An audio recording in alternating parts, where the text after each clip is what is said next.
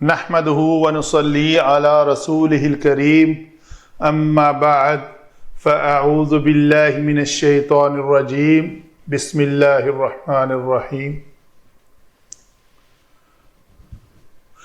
سورۃ البقرہ آیت نمبر 164 کا آخری حصہ پارٹ ڈی پڑھتے ہیں۔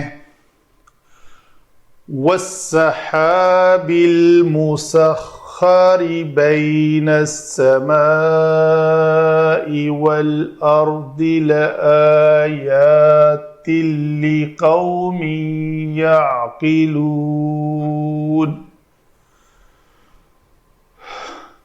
والسحاب سین مسخ تو یہ پر ہے خ مسخری بین السماء بین یہ سین ہے۔ آگے چلتے ہیں جی۔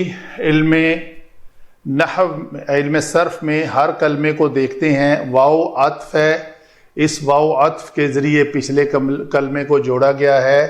سین ہا با مادہ سے فعال کے وزن پر اس میں جنس جمعی سحاب جن کو ہوا میں اڑتے ہوئے بادلوں سے کہا۔ اس کے لیے اور بھی کئی ایک الفاظ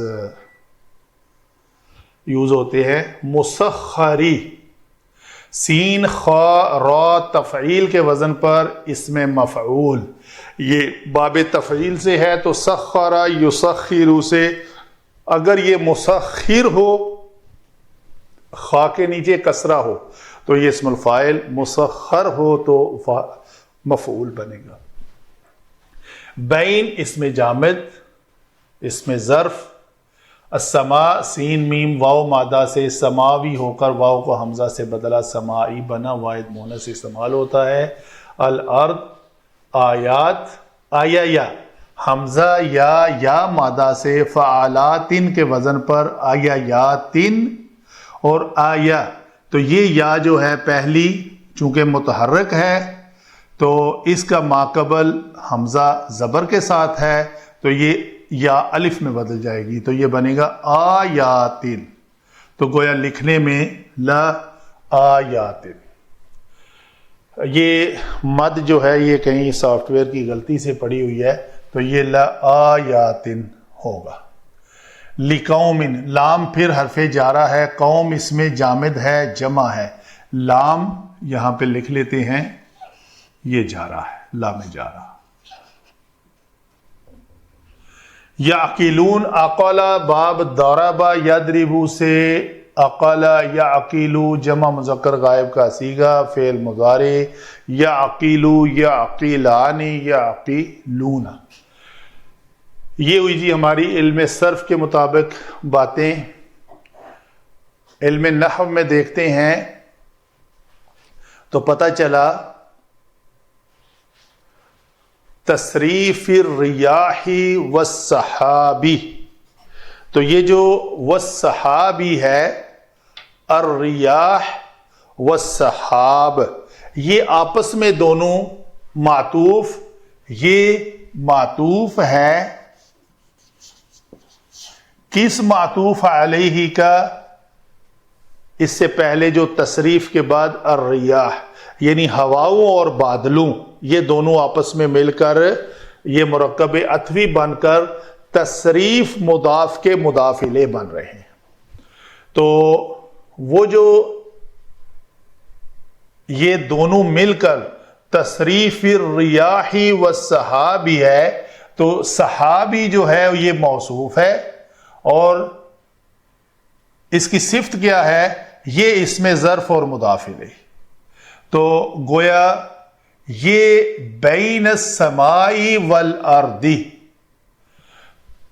ہم کہیں گے السماء مضاف اور الارض مضاف الیہ، مضاف اور مضاف الیہ مل کر یہ معطوف علیہ اور معطوف یہ دونوں مل کر مرکب عطفی ہو کر مضاف الیہ بنیں گے اس بینہ اسم ظرف مضاف کا۔ تو یہ کیا ہے جی؟ یہ بنے گی صفت۔ یہ صفت کس موصوف کی؟ السحاب کی۔ تو سحاب اور جو ہیں ریاح، یہ دونوں کیا ہے جی؟ مسخر ہیں۔ مسخر لفظ جو ہے اس کے بارے میں علماء لکھتے ہیں یہ صفت للسحاب ہے۔ تو گویا یہ سحاب جو ہے اپنی صفت مسخر بین السماء والارض، یہ پورا جملہ جو ہے اس موصوف کی صفت کے ساتھ مل کر تصریف الریاح والسحاب۔ تو ترجمہ ہے جس طرح پیچھے اس کا لکھا ہوا تھا کہ ہواؤں کے رخ بدلنے میں اور اس بادل میں جو آسمان اور زمین کے درمیان حکم الہی کا پابند ہو کر چلتا ہے، حکم الہی کا پابند۔ مسخر کہتے ہیں جو کسی خاص مقصد کے لیے ایک حکم کی تعمیل کرتا رہے، تو یہ تعمیل کر رہے ہیں اللہ تعالیٰ کی اس ایک خاص مقصد کے لیے۔ ٹھیک ہو گیا جی؟ یہاں تک بات ہماری نشانیوں کی مکمل ہوئی ہے۔ تو یہ بھی جو مرکب ہے یہ بھی معطوف علی کس کے اوپر ہے؟ تصریف الریاح والسحاب۔ کچھ علماء لکھتے ہیں الریاح والسحاب جو ہے آپس میں معطوف اور معطوف علیہ ہے، کچھ کہتے ہیں تصریف الریاح، تصریف جو ہے وہ ہے اس کا الخلق کے اوپر، اور السحاب کا بھی معطوف علی خلق ہے۔ واللہ عالم بالصواب۔ تو یہاں تک بات مکمل ہوئی ہے۔ ان فی خلق السماوات ساری یہاں پر، تو گویا اس کا اسم جو ہے وہ یہاں پہ آ رہا ہے۔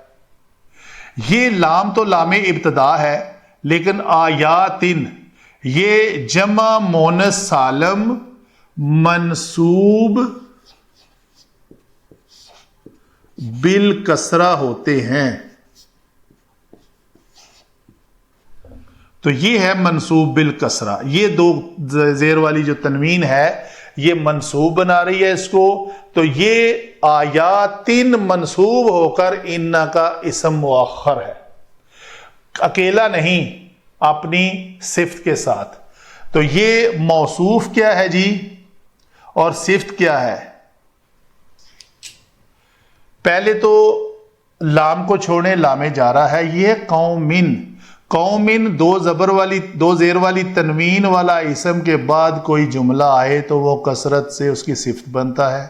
تو گویا یہ موصوف اور یہ صفت، یہ موصوف صفت مرکب توصیفی ہو کر اس لام جارہ کے ذریعے مرکب جاری بنا۔ تو پھر یہ مرکب جاری اس آیاتن تنوین والے اسم کے بعد مرکب جاری ہے تو وہ اس کی صفت بن رہا ہے۔ گویا یہ آیاتن اپنی صفت کے ساتھ مل کر اسم ان مؤخر ہوا۔ تو ان لآیات لقوم یعقلون کیا ہے؟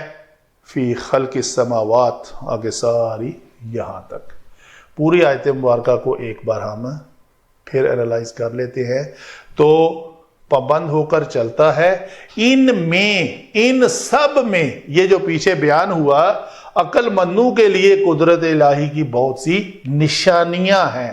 تو یہ نشانیاں ہیں اس ان کے اسم کے بارے میں کہ ان بے شک نشانیاں ہیں، ان نشانیوں کے ہونے میں کوئی شک نہیں ہے۔ تو وہ نشانیاں کیا ہیں وہ ساری بیچ میں اس کی تفصیل آئی ہوئی ہے۔ وما علینا الا البلاغ۔